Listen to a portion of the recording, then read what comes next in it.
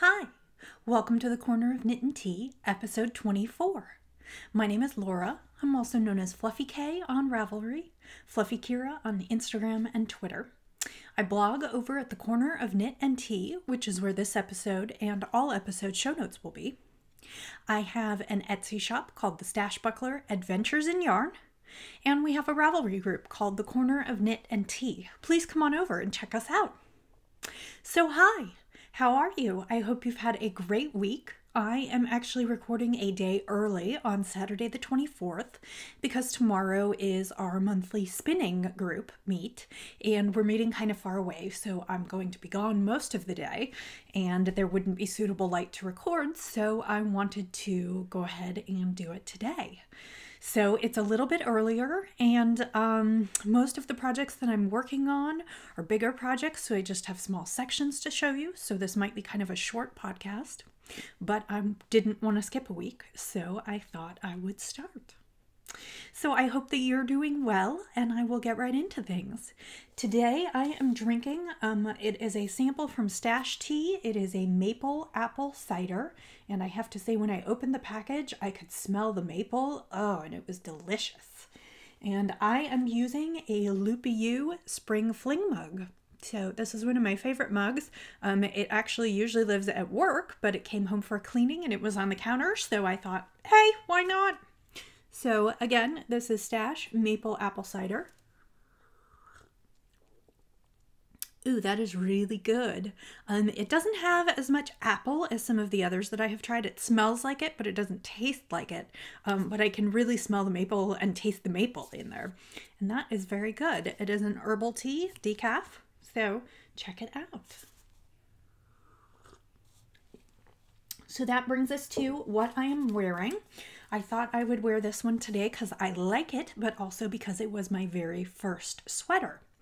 This is the V-neck cardigan. It is knit from the top down, meaning it is a great first cardigan. It's from the Knitting Pure and Simple patterns, and this one was designed by Diane Susi.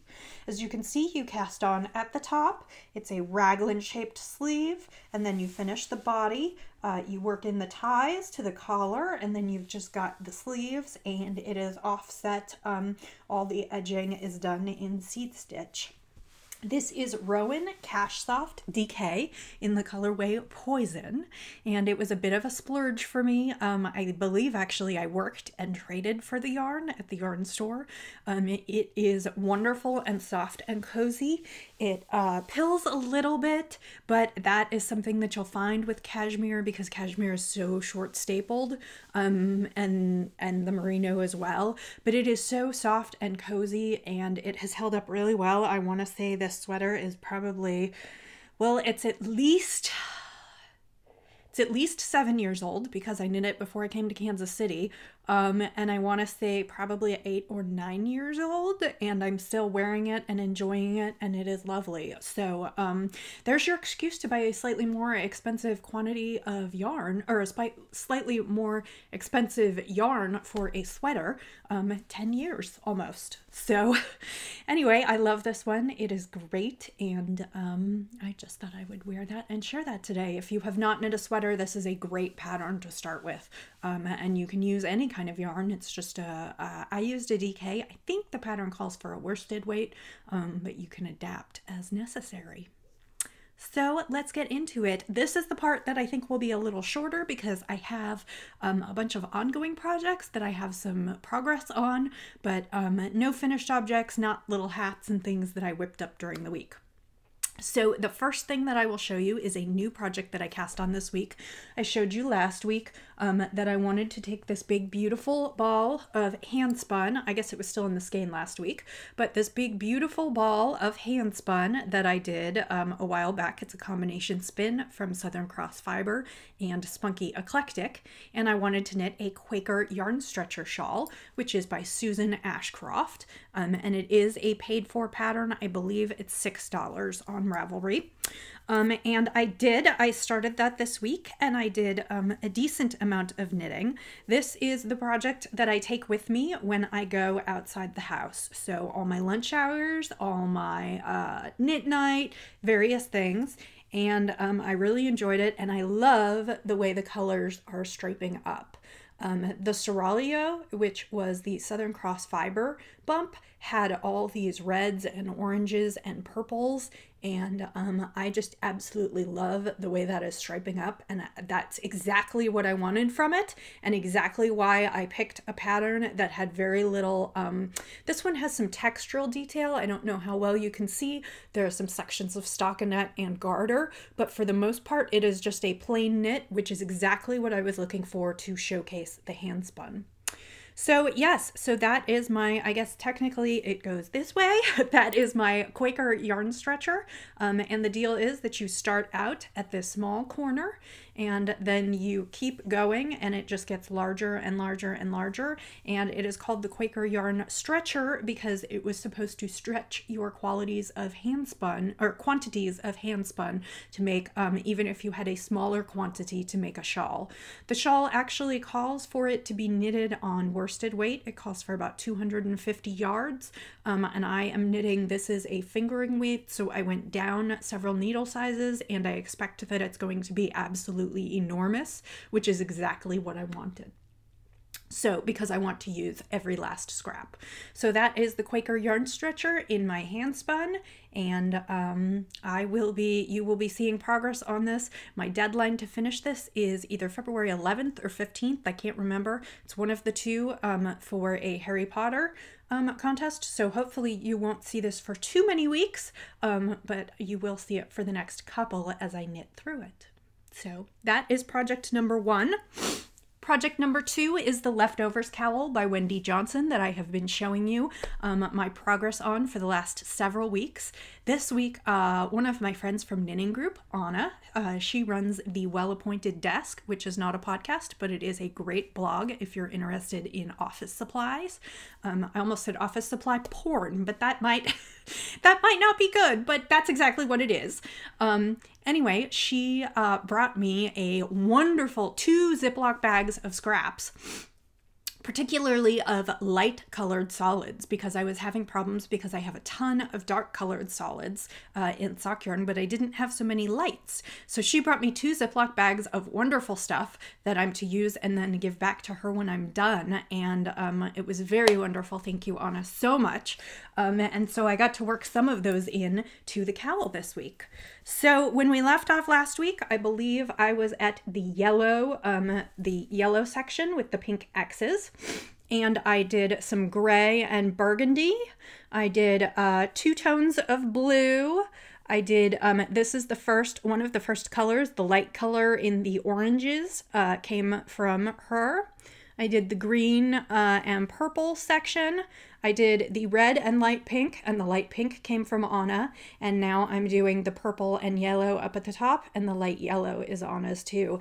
And that gets me through my 4th chart. So I am now a third of the way through. Remember, it's a total of 12 12 charts. Each chart is between 50 and 51 rows. So I am a third of the way there. So that is my progress this week. I am still absolutely loving this project. I forgot to go through and tidy up the ends before I started recording today. Usually I do that right before I record with you for the week so that I'm all set and ready to move on. So now I'm just going to start another chart. As I mentioned before, I'm knitting the charts as written and then substituting a section right in here of my own charts. So I knit the first chart this week on the second chart that came with the pattern, and then I will do another version of my stuff, and that will get me halfway through the pattern.